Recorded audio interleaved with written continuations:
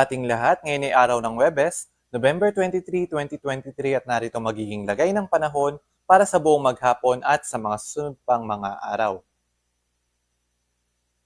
Sa kasalukuyan ay patuloy na umiiral itong northeast monsoon o yung hanging amihan sa may northern central Luzon at dahil pa rin sa salubungan ng hanging amihan at ng easterlies o yung mainit na hangin na nagmumula sa karagtang Pasipiko ay meron pa rin nabubuong shear line dito naman sa may bahagi ng southern Luzon at magdadala ito ng mga ulap ng halangitan ng mga kalat-kalat na mga pag-ulan sa may bahagi ng Bicol Region and sa may Palawan area, gayon din sa may Quezon. And as early as this morning, meron tayo namamataan ng mga cloud clusters sa labas ng ating Philippine Area of Responsibility sa may kanluran ng Palawan. Bagamat hindi pa ito low pressure area, ngunit patuloy natin itong monitor sa mga susunod na mga oras at magpapalabas tayo ng mga rainfall advisories and thunderstorm advisories tuwing makaka-apekto ito sa namang bahagi ng ating kalupaan. Gayun din, ngayong umaga meron tayo